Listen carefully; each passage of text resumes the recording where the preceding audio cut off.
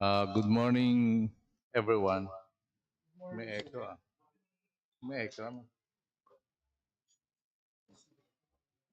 Today is February 20, 2025, and we will be having a pre-vid conference regarding the 9 infra projects and 1 goods. Good morning to those who are watching live via online. Good morning to our resident COA and other who are watching this pre-bid conference.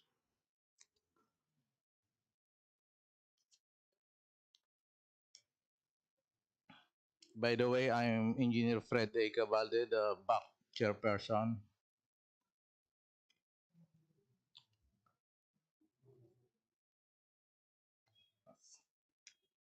Number one in our infra project with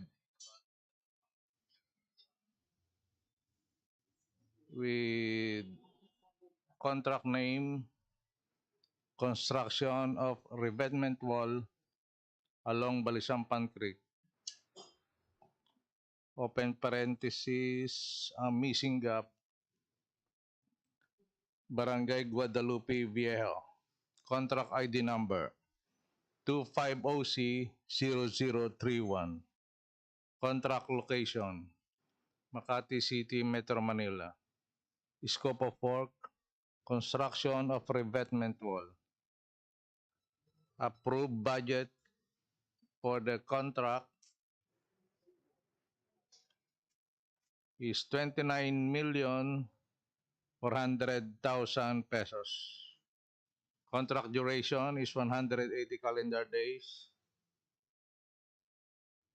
License category, CND. License classification, small v. Number 2, contract name, Rehabilitation of Road and Drainage Structure, Barangay Pinagkaisahan. Contract ID number 250C0035. Contract location, Makati City, Metro Manila. Scope of work, rehabilitation of road and drainage structures. Approved budget for the contract, 39,200,000 pesos. Contract duration, 210 calendar days.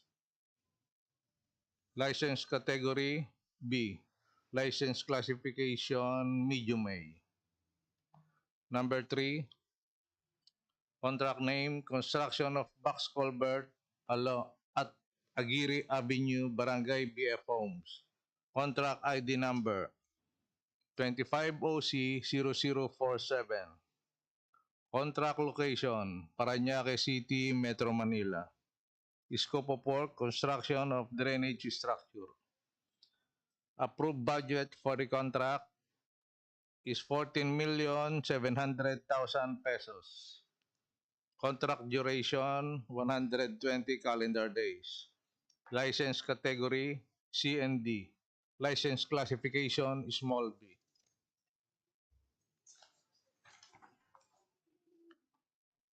Number 4, contract name, rehabilitation of drainage system within San Antonio Valley 1, Barangay San Antonio. Contract ID number 25OC0050. Contract location, Parañaque City, Metro Manila. Scope of work, rehabilitation major repair of drainage structure. Approved budget for the contract, 9,800,000 pesos. Contract duration is 120 calendar days. License category, CND. License classification, small b.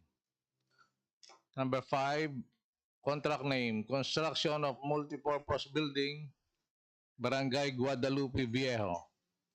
Contract ID number 25 OC 0057. Contract location, Makati City, Metro Manila. Scope of work, construction of multipurpose building. Approved budget for the contract, 24,146,100 pesos. Contract duration is 240 calendar days. License category, CND. License classification, small b. Number 6, contract name, Rehabilitation of Road at Libjo, Barangay Santo Niño, Barangay Santo Niño. Contract ID number 25OC 0077. Contract location, Parañaque City, Metro Manila. Scope of work, rehabilitation of paved road, Approved budget for the contract, 9,800,000 pesos. Contract duration, 120 calendar days. License category, CND. License classification, small b. Number 7, contract name, Rehabilitation of Drainage System along Quirino and De Leon Street, Phase 3, Malacañang Village, Barangay San Antonio. Contract ID number 25OC 0083. Contract location, Parañaque City, Metro Manila.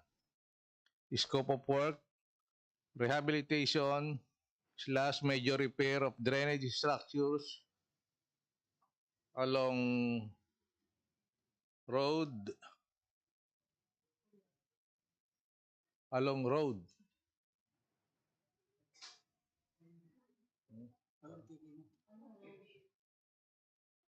hindi typo error lang. Scope of work. Sige.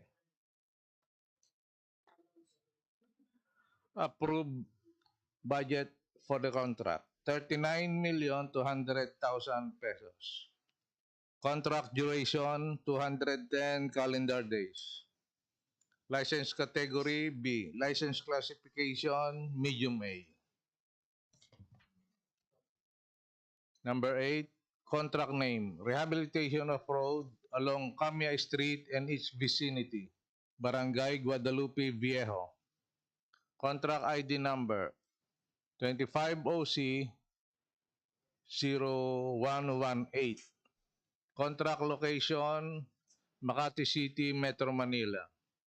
Scope of work, rehabilitation of paved road. Approved budget for the contract, 9,800,000 pesos. Contract duration is 150 calendar days. License category, CND. License classification, small b. Number 9, contract name, Construction, Improvement of Dongalo River from Aldrin going Rodriguez Bridge, Phase 3, Barangay Moonwalk. Contract ID number 25OC 0140. Contract location, Parañaque City, Metro Manila. Scope of work, construction of flood mitigation structure. Approved budget for the contract, 29,400,000. Contract duration is 120 calendar days. License category, CND. License classification, small b. Bidding date for those projects is on March 4, 2025 at 10 a.m.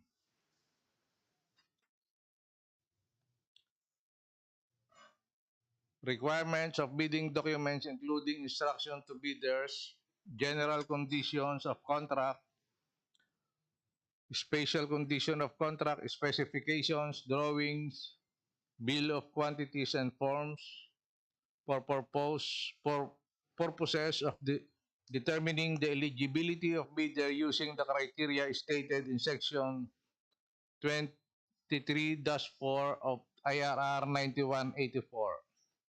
Only the following documents shall be required by the BAC using the forms prescribed in the bidding documents. Class A documents. Legal documents. B-1.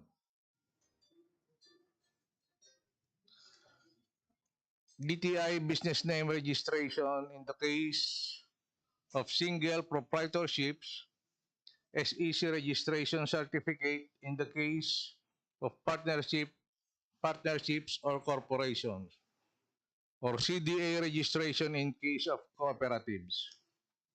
B-2. Valid and current mayor's business permit issued by the city or municipality where the principal place of business of the prospective bidder is located, or the equivalent document for exclusive economic zones or areas. B-3. Tax clearance per EO 398 series of 2005 as finally reviewed and approved by the BIR. Technical documents. B-4. Statement of the prospective bidder of all its ongoing government and private contracts, including contracts awarded but not yet started, if any, whether similar or not similar in nature and complexity to the contract to be bid. B-5. Statement of the bidder's SLCC similar to the contract to be bid, except under conditions provided for in 2016 IRR of RA 9184, Section 23-4-2-4. B-6. Valid pickup license and registration for the type and cost of contract to be bid. In the case of joint ventures, a special pickup license of the joint venture. Financial documents. B-7. The prospective bidders audited financial statements showing, among others, the prospective bidders' total and current assets and liabilities, stamped, received by the BIR or its duly accredited and authorized institutions for the preceding calendar year, which should not be earlier than 2 years from the date of bid submission, and B-8, the prospective bidder's computation of each NFCC. Letter C, documents to be submitted by the bidders. Technical proposal. C-1. PhilJEP certificate of registration and membership in accordance with Section 8-5-2 of this IRR, except for foreign bidders participating in the procurement by a Philippine Foreign Service Office or Post. It shall submit their eligibility documents under Section 23-1 of this IRR, provided that the winning bidder shall register with the PhilJEPs in accordance with Section 37-1-4 of this IRR. C-2, pickup license and registration. C-3, statement of all ongoing government and private contracts, including contracts awarded but not yet started, supported by NTP or NOAA. C-4, statement of SLCC supported by owner certificate of final acceptance or CPES. Rating in accordance with Section 23-4-2-5 of 2016 RIRR of RA 9184. C-5. NFCC computation supported by latest audited financial statements duly received by BIR. C-6. JBA if applicable. C-7, bid security in the prescribed form, amount and validity period.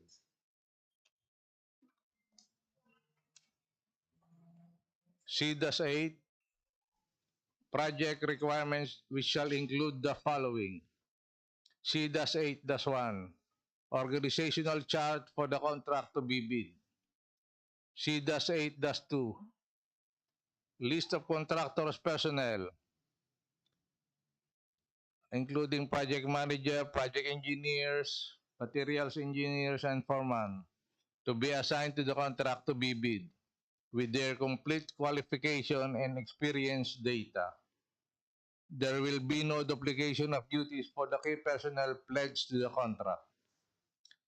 C-8-3, list of contractors, major construction and laboratory equipment units, which are owned, leased, and or under purchase agreements, supported by proof of ownership, of certification of availability of equipment, lessor, vendor for the duration of the project, as the case may be, and C-9, omnibus sworn statement in accordance with Section 25-3 of this 2016 RIRR of RA 9184. Financial proposal. Letter A, bid form. Letter B, bid prices in the bill of quantities. Letter C, detailed cost estimates. Letter D, cash flow.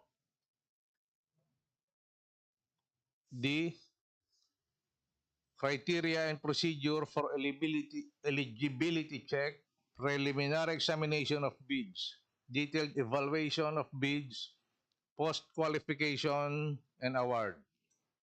Number 1, ongoing newly awarded project and their performance status of their projects in compliance with DEO 127 series of 2018.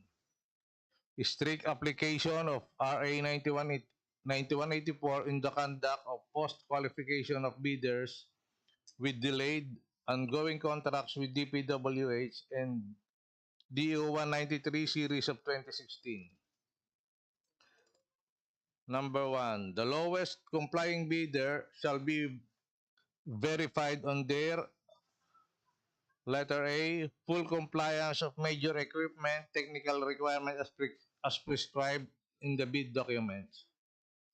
Letter B, all bidders should provide their representatives with proper, duly notarized authority on matters pertaining to submission, withdrawal of bids, attendance in pre-bid conferences, and opening and reading of bids. Number 2, for the bidder who intends to submit a discounted bid, the bid amount shall include the methodology and shall also be written, typed in the bid form section in figure and in words, and duly signed by the authorized managing officer of the construction firm. Number 2, other matters. Letter A, contractors who will participate in the bidding are required to prepare and submit original, technical, and financial proposal, which are individually enclosed in an expanded envelope. Include also the profile and TIN of the project manager, project engineer, and materials engineer. Letter B, all pre-qualification and bid documents being required for submission must be numbered, paginated consecutively, and with ear tags, the total number of which must be indicated in the covering page and signed by the duly authorized representative. Letter C, all bid proposal will be subjected to 3-strike policy pursuant to DO 28 series of 2024. Letter D, pursuant to the memorandum dated June 25, 2024 of Secretary Manuel M. Bonoan in the implementation of Section 3 of DEO 94 series of 2020 regarding the assignment of accredited contractors and consultants, project engineers to DPWH projects.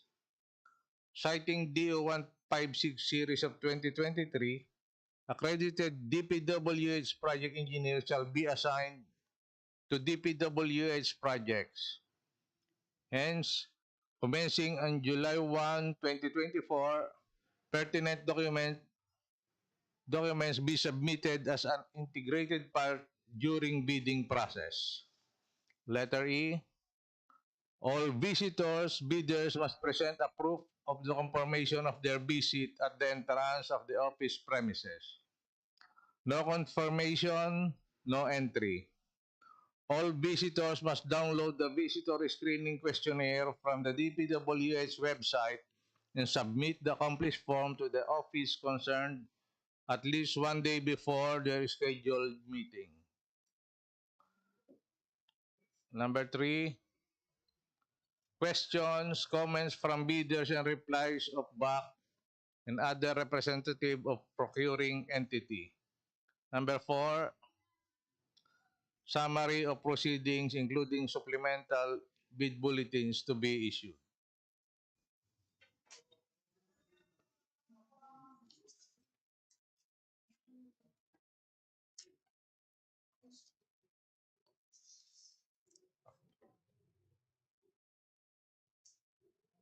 Next is the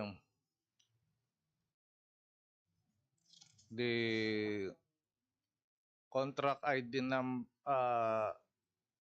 the goods for the supply and delivery of laboratory tools for the use of quality assurance section, Parañaque City, Metro Manila. The contract ID number is 25GOC0002. Location of the contract, MM2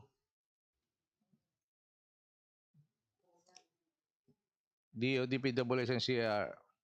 Approved budget for the contract is 8,968,740 pesos. Contract duration is 30 working days. The date of opening of bids is on March 4, 2025 at 10 a.m.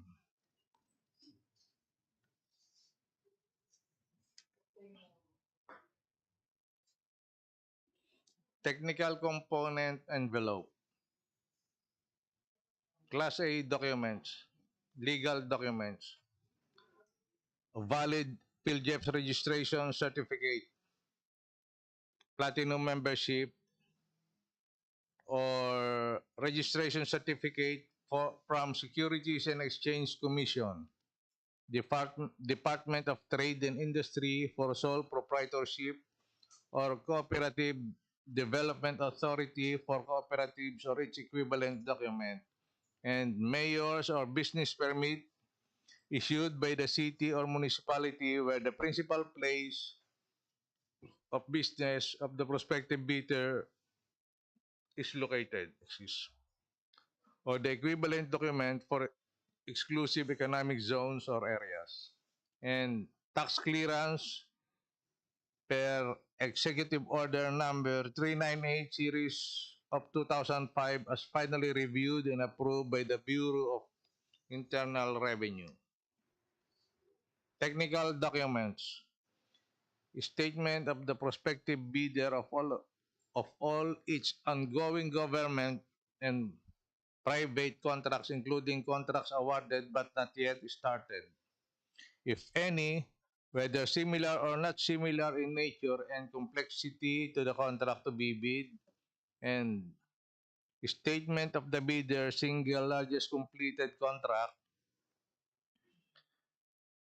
similar to the contract to be bid, except under conditions provided for in sections 23-4-1-3 and 23-4-2-5 of the 2016 revised IRR of RA number 9184 within the relevant period as provided in the bidding documents, and original copy of bid security.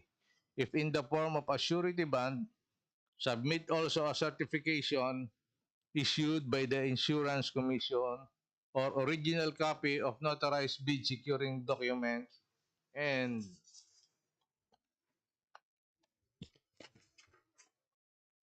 conformity with the technical specification, which may include production, delivery schedule, manpower requirements, and or after sales parts if applicable, and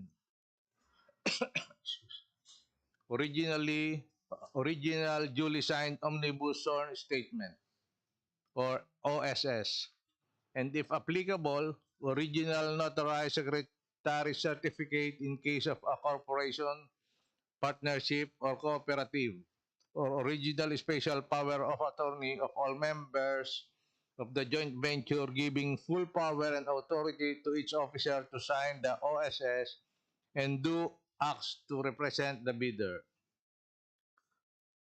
Financial documents. The supplier's audited financial statements showing, among others, the supplier's total and current assets and liabilities. Stamp received by the BIR or its duly accredited and authorized institutions for the preceding calendar year, which should not be earlier than 2 years from the date of bid submission, and the prospective bidder's computation of net financial contracting capacity, which shall be computed using the formula prescribed in Section 23-4-1-4 of the 2016 IRR in line of this, or a committed line of credit from a universal or commercial bank in lieu of each NFCC computation. Class B documents. If applicable, a duly signed joint venture agreement (JVA) in case the joint venture is already in existence, or duly notarized statements from all the potential joint venture partners stating that they will enter into and abide by the provisions of the JVA in the instance that the bid is successful. Other documentary requirements under RA number 9184. For foreign bidders claiming by reason of their country's extension of reciprocal rights to Filipinos, certification from the relevant government office of their country stating that Filipinos are allowed to participate in government procurement activities for the same item or product. Certification from the DTI if the bidders claim preference as a domestic bidder or domestic entity. Financial component envelope. Original of duly signed and accomplished financial bid form, and original of duly signed and accomplished price schedules, documents to be submitted by the bidders.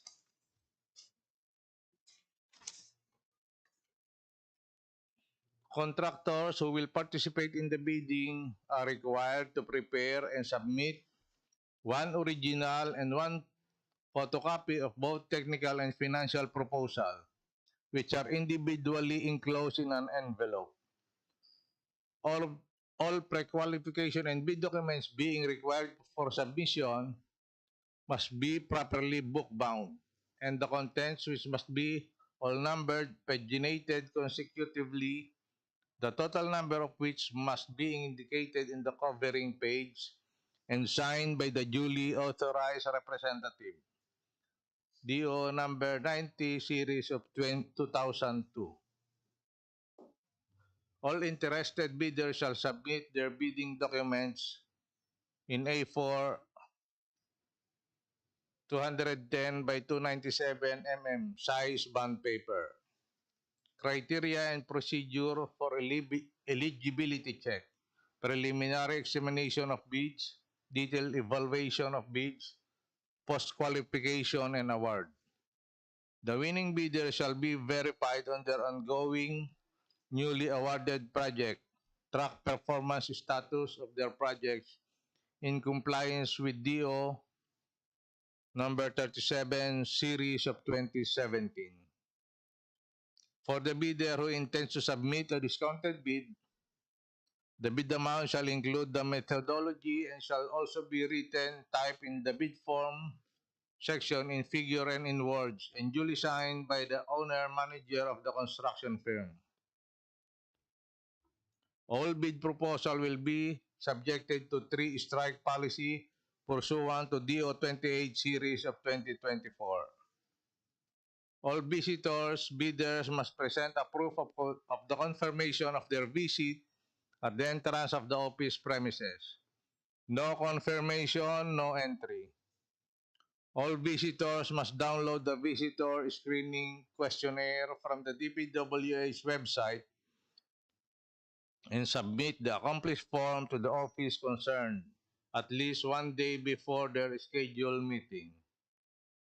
Question, comments from bidders, and replies of BAC and other representative of procuring entity. Other matters, summary of proceedings including supplemental bid bulletins to be issued.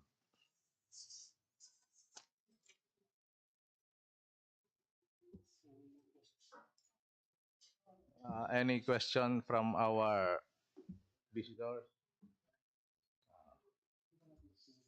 Hmm. Oh, oh. Representative ni alin ba yung Gemma? By the way,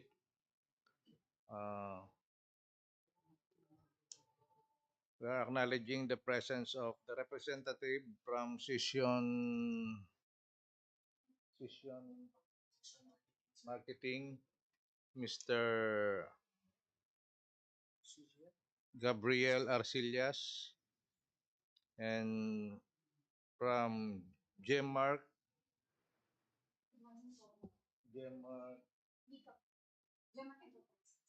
Enterprises, Mika Cruz. Mika Cruz. Good morning po. Kung may mga question kayo regarding po dun sa mga binasa namin, open po kami.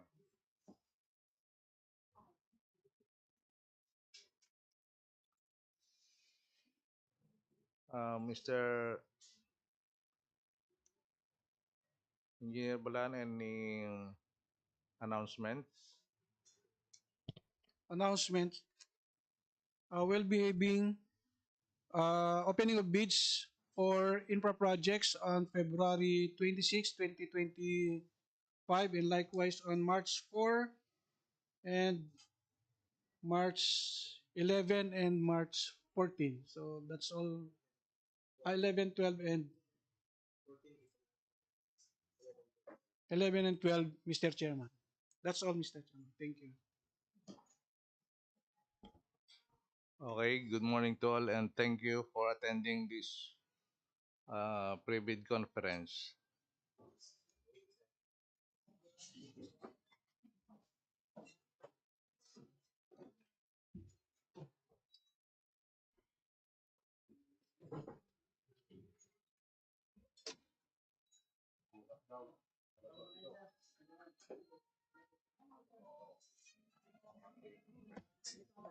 Kaya ko po kay Nalin dito, sir. Para